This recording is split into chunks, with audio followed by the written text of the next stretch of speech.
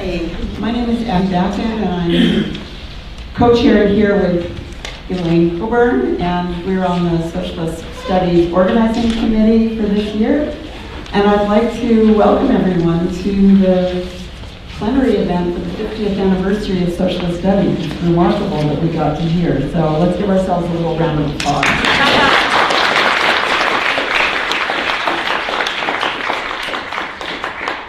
So this year, as we know, the theme of our conference is Liberation Here and Now, Continuity and Change in Socialist Studies at 50 Years.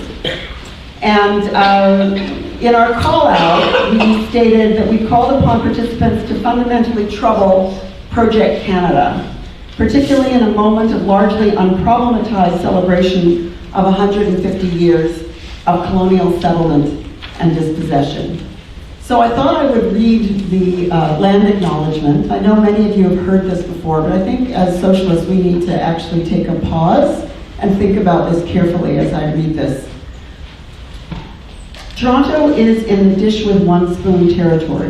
The dish with one spoon is a treaty between the Anishinaabe, Mississauga, and Haudenosaunee that bound them to share the territory and protect the land.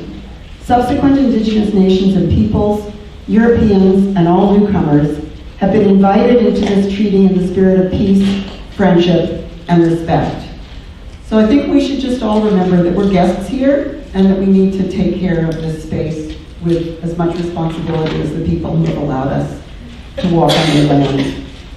So our program committee had to think about how we were going to have a plenary to honor our 50 years of accomplishment and our sense of what the future might lie.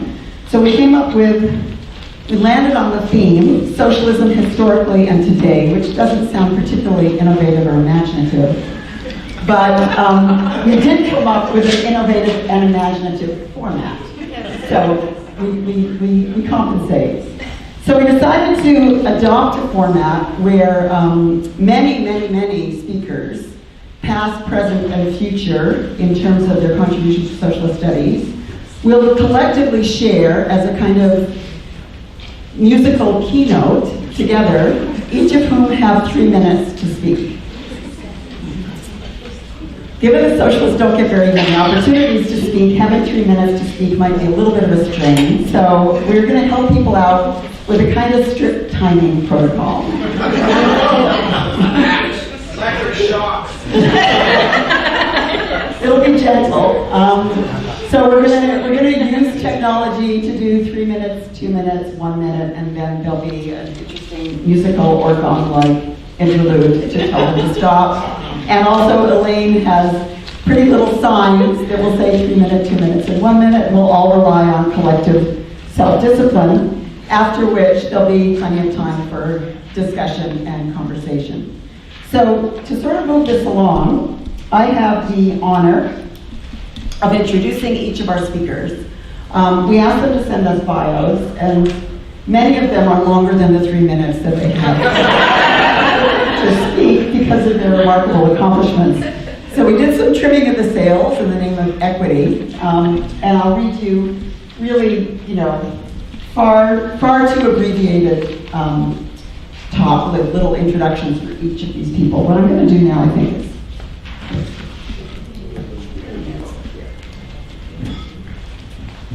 does this work so that I can actually see the people I'm introducing? So I'm going to read them off in the order in which they will be speaking. And these guys have been incredible. I mean, socialists are sometimes cooperative, but not always. So these guys have been incredibly cooperative. Okay. So first, Dorothy Smith, Professor Emerita at Laurentian.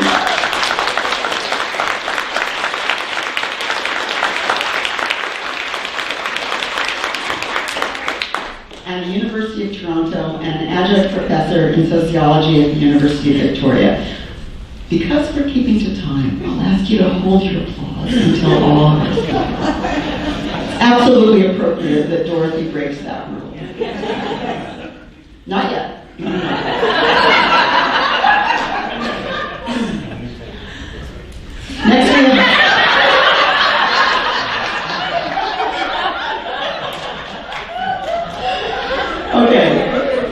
Next we have have Grace Edward Galabuzi is an associate professor in the Politics and Public Administration Department, Ryerson University.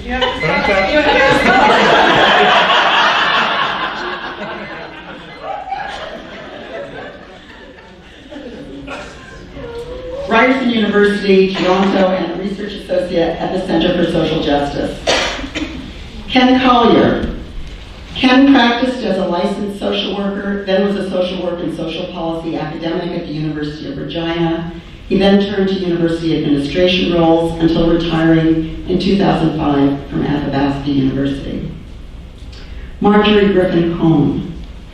Marjorie is a feminist economist who is professor emeritus at Simon Fraser University. Gary Kinsman. Gary Kinsman is a queer liberation, anti-poverty, and anti-capitalist activist on Indigenous land. He is a professor emeritus in the sociology department at Laurentian University, Sudbury. Ingo Schmidt.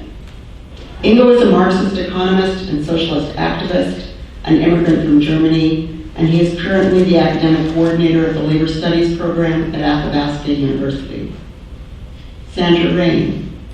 Sandra is an associate professor of political studies at the University of Alberta and the current editor of Socialist Studies. Isabelle Altamirano-Jimanez.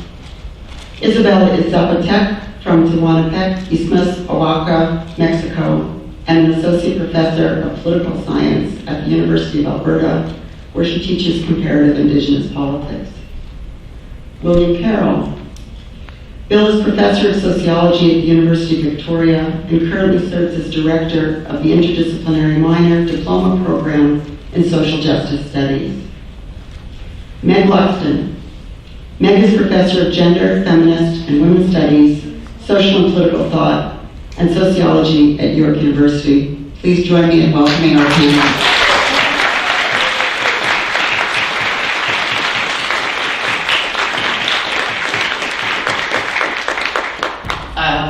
I'm not even sure what to say, just like other people, and there goes a minute, I suppose. Let me start by saying I became active as a socialist in the late 1940s in the UK. I've been around for a long time, and I'm very much concerned with problems that arise in terms of the practicalities, not of organizing so much as of where we go.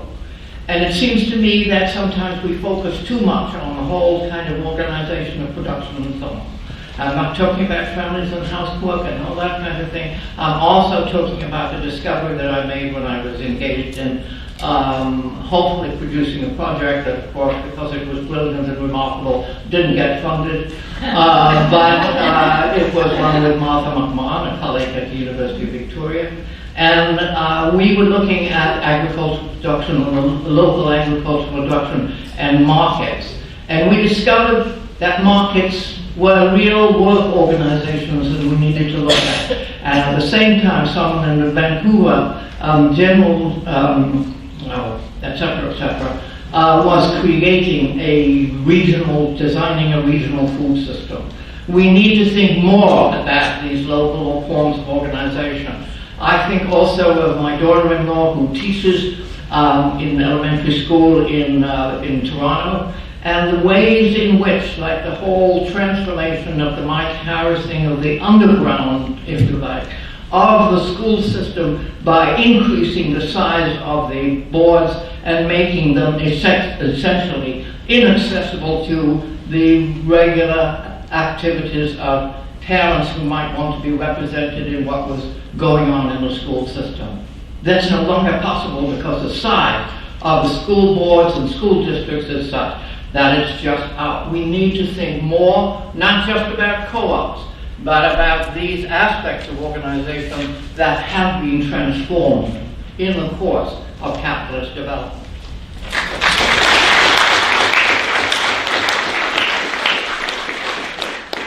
I saw that she had some time left over, which is wonderful. Thank you. So I guess I want to approach this by saying I want to appropriate Martin Luther King and this concept of a dream. But I don't want to have my dream. I want us to have a collective dream. dreaming of a new world. Because I think that ought to be the project for socialism in the 21st century. A vision of a new world order that is democratic, that addresses intersecting forms of oppression and domination and subordination, that embraces the complexity of lived experience, specifically one that addresses conditions of precarity and a sense of unmooredness of futures from a loss of economic and social grounding, precarity whether that's in life or in work or emotional relationships. I think that is did I get some of them? No. Okay. I think that this is because of the condition that has obtained for particular populations, both nationally and globally, for a much longer stretch of time than is the case here today. And this raises, of course, the real question is how do we deal with white and northern anxiety when it is expressed in the primary, sometimes exclusive, as the primary, sometimes exclusive grievance against late capitalism and dominating anti-capitalist resistance politics from a normalized position of privilege. Of course, the concrete nature of the impact of the crisis and its real implications in the form of what Walter Benjamin has called the unassuageable suffering in search of a messianic time has given us the likes of Donald Trump, so Trump time.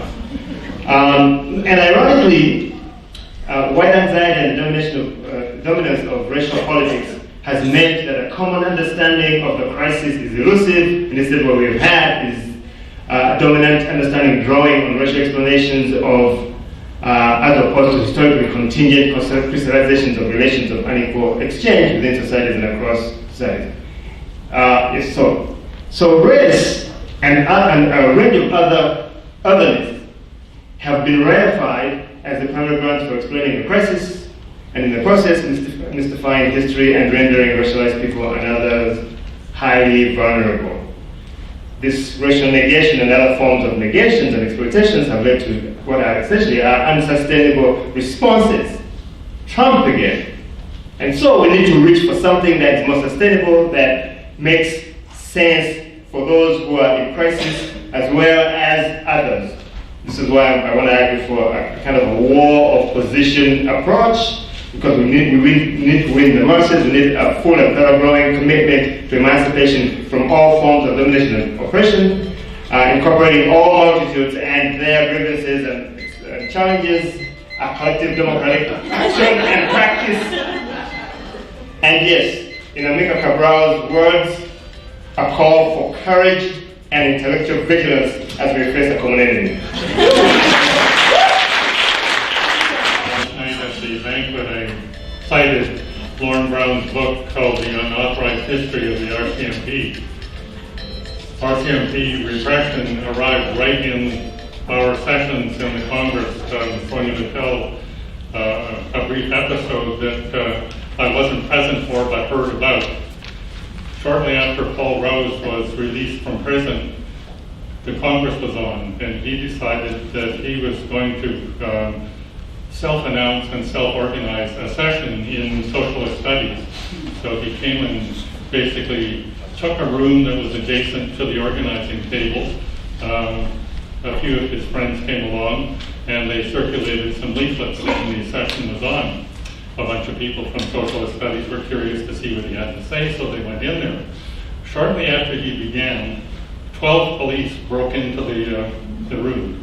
They came to the organizing table.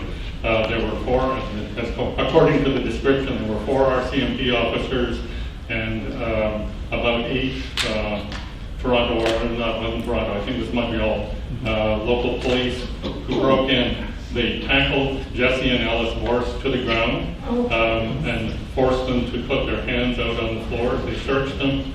Then they went into the room. They arrested Paul Rose and one of his friends, took them away in handcuffs. The issue seemed to be that they fully believed that somehow Paul Rose had gotten permission from the Society for Socialist Studies to come and set this session up, and that we were obviously sympathetic to it, and it took some time for Alice and Jesse to convince them that they were not part of Paul Rose's group, that they were not about to engage in an armed struggle from the floor of the university, and that eventually the whole thing settled down. Well, I just tell this story because it's not as though these episodes of police repression never happened in Canada, we're all peaceful and nothing like that ever goes on, but it does.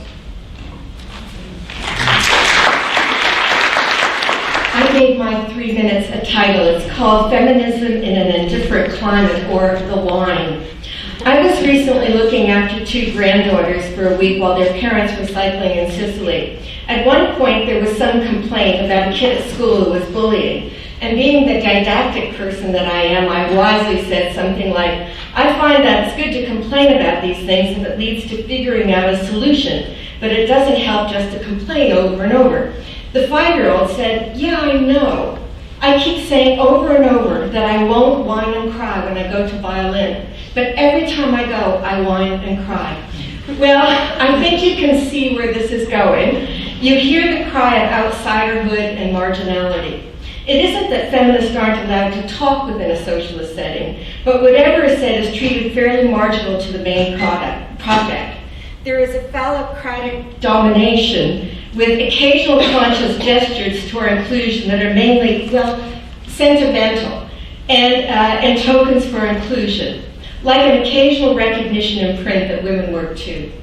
This is the kind of thing that will happen. A colleague will be writing on something and wants to include a feminist view. So they'll ask me for a reference, but for someone who's doing exactly what he's doing. Socialism hasn't changed because of feminist influence. It is rooted in ideas about what is truly productive as it ever was. For example, the understanding of the main drivers within capitalism, both in public policy and in thought, focus relentlessly on resources and manufacturing. They are the productive sectors that pay for everything else, is the way it's put forward. And it's a pity because understanding the gendered nature of work and its significance to the whole economy could give different ideas about what will be essential for a future that is more egalitarian and also less polluting. Socialist feminism could return the socialist project to its original idea of liberation from class and hierarchy systems. Socialist feminists in Canada have many different focus for research, but some things we have in common, and that's a need to understand how including all groups could lead to a better understanding of how the economy works, and it could also lead to economic and political justice. So we try to understand the construction of oppression based on race, ability, ethnicity, age, and lots of other things, any other kind of difference. Is there any place where the feminist and the masculine visions of socialism coincide? Yes, there are some specific instances, but I don't see it yet either in theory or action for the bigger project.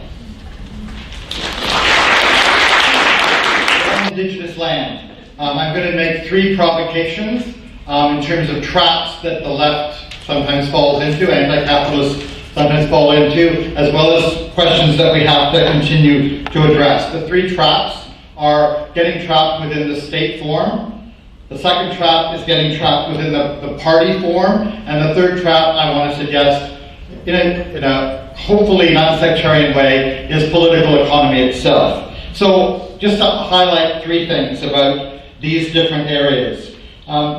I think too often our projects get constrained and regulated by state formation, and we forget that after the Paris Commune, Karl Marx actually said that we needed a revolution against state formation itself. In terms of the party form, we tend to replicate forms of organizing that actually mirror state and capitalist forms of organization within what we're involved in. I'm not saying that's an easy thing to resolve, but we need to find new and different ways to do that. In terms of political economy, I think political economy still operates, despite all of the attempts to stretch and expand it, to exclude numerous voices and experiences of struggles. And it's really important for us to recognize, for instance, that right now, Black Lives Matter is actually a central actor in class and social struggle, even if political economy frameworks don't accept that. A solution to some of this is actually something I find really useful. It comes from John Holloway, but it sort of comes from other people as well, which is we need to simultaneously and dialectically operate within, against, and beyond. And I think that type of method can actually be really useful. We always have to start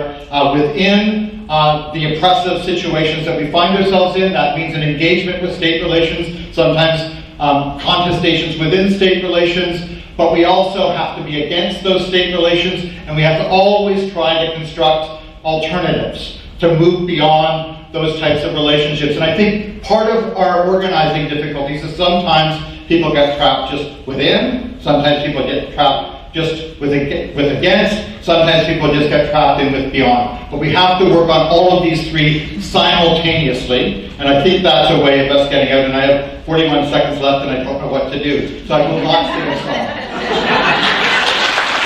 As it happens, the 50th anniversary of Socialist Studies coincides with the 150th anniversary of the publication of Das Kapital and the 100th anniversary of the Russian Revolution, and I think there's interconnections between these anniversaries.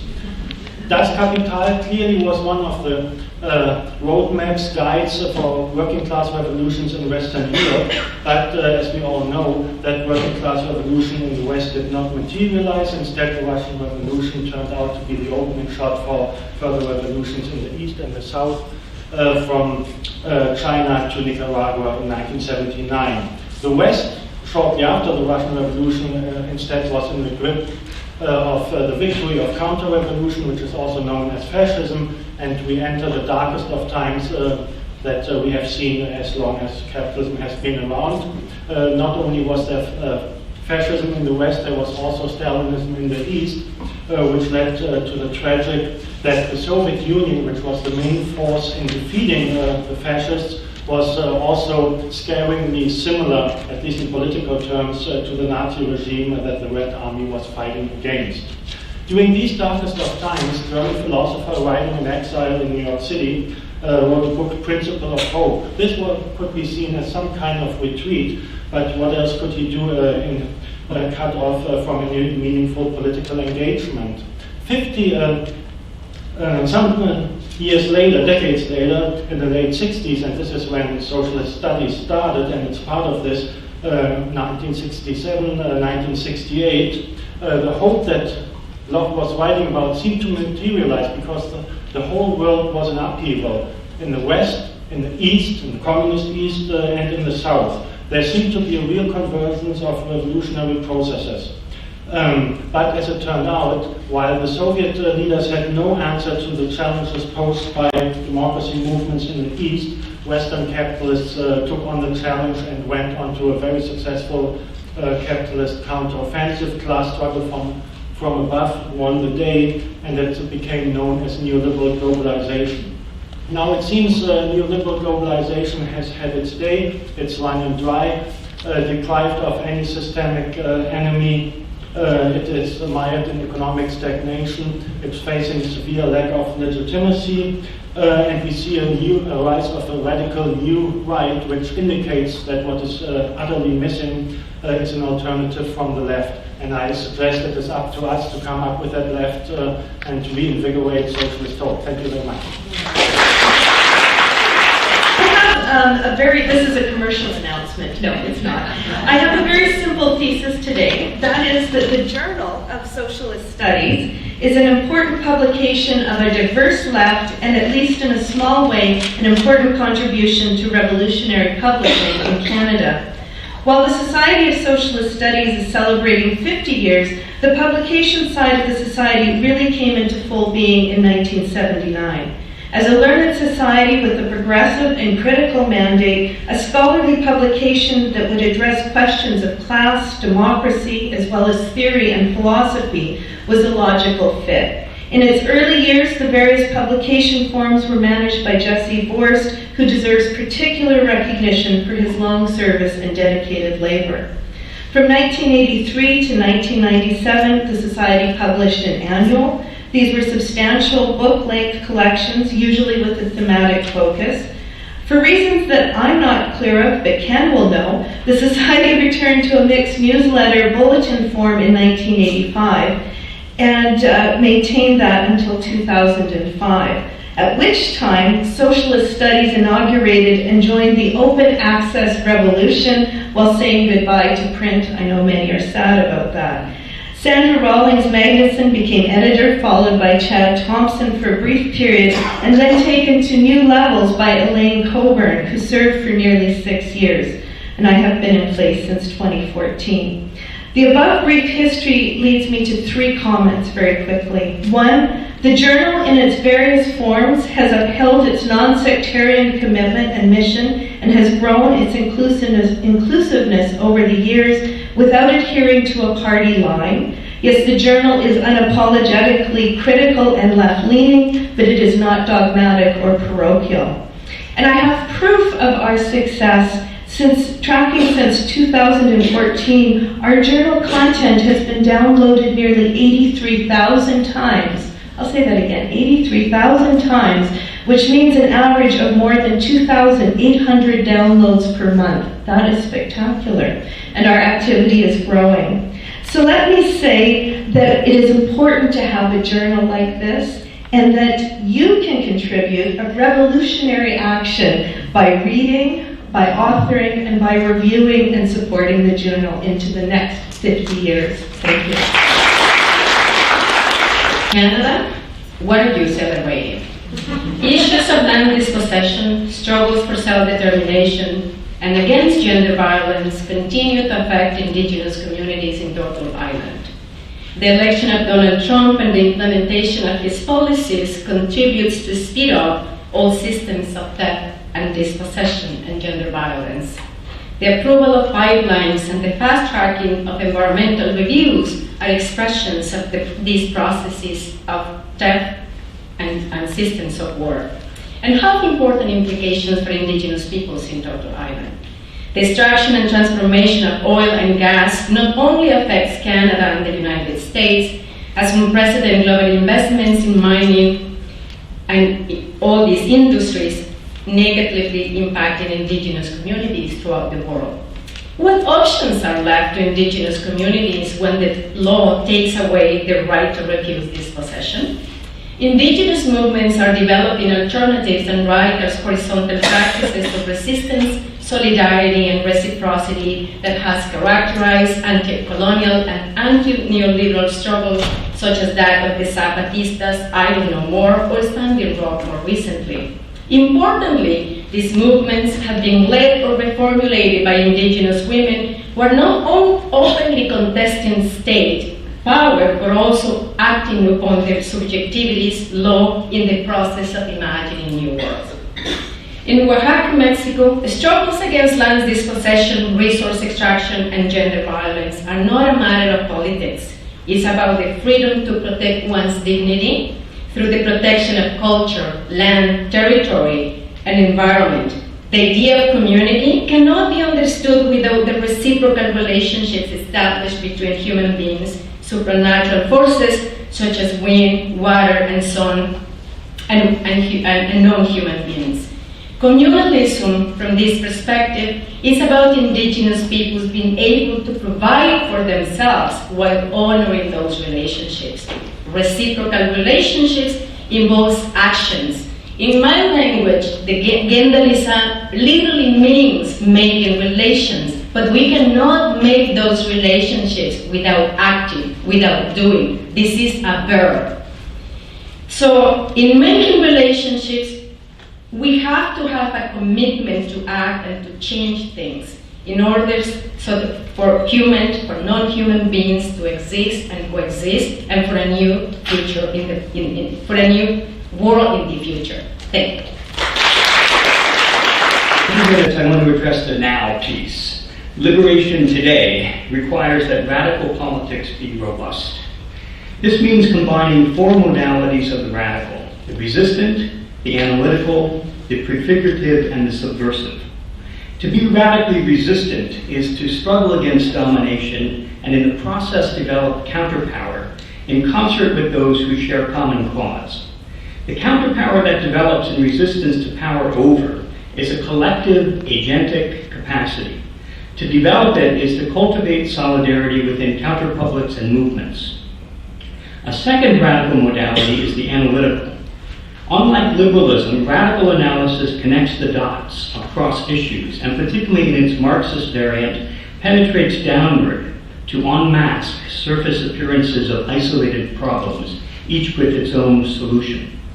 In revealing a deeper reality, this second modality operates within a method of ideology critique. In its prefigurative modality, radicalism also seeks connections, but these are of a temporal sort, reaching from a troubled present to an alternative future. Radical prefiguration consciously strives to create from that present a future of human thriving within a context of ecological health. A fourth modality, the subversive, addresses the diffusion of power across civil society, contesting, reversing, deconstructing, jamming dominant practices, norms, discourses, identities. Radical subversion problematizes the discourses that make us what we are, opening up a politics of self-overcoming and self-transformation. On its own, each radical modality can be contained, repressed, and diverted. What is needed is a robust radicalism that knits together all four modalities. It is in their reflexive, practical combination that these modalities gain real effectivity. The counter-hegemonic war of position implicit in this perspective is different from incremental reformism, from vanguardism, from autonomism, from localism, and from micropolitics, although it incorporates elements of these into an ongoing struggle to democratize all aspects of state, civil society, and economy through popular participation. Robust radicalism ultimately requires a synergy of movement, party organizing, and a moving ideological convergence, enabling sustained collective action and the articulation of a counter-hegemonic project within widening circles of participation. My conclusion, in case I run out of time. Left-wing anti-racist feminism calls for new, inclusive, and more effective political theorizing and activism. Politically, this means that the most important struggles involve organizing collectively, 1, to protest against any initiatives that promote the interests of capitalism, greater consolidation of power in the hands of the capitalist class, and the oppression and exploitation of subordinated peoples, their lands, and resources. 2, it means to organize protest movements that encourage and support self-determination, not centralized authority, collective leadership, not charismatic individual leaders. 3, it means we strive in the here and now to live our lives in ways that promote the kind of future we want, to help us learn how to relate to each other and what practices will foster an egalitarian future, to create ways of relating that prefigure the social relations we aspire to. Theoretically, this means critiquing both the ways in which Marxism and socialism continue to focus too often on narrow understandings of class and the ways in which markets and states operate, rather than, or while ignoring the issues of things like gender, race, colonialism, and the struggles of many other peoples, and ignoring the daily lives of the people whose dispossession made initial capitalism possible and who now do its work, while dismissing the analyses of social reproduction, the centrality of gender, race, colonialism, and all of that. One of the political chants of the 1970s was no women's liberation without socialism, no socialism without women's liberation. It exposes the political orientation of socialist feminists. It also exposes an ongoing tension and dilemma that, as Marjorie pointed out, we continue to live and struggle with.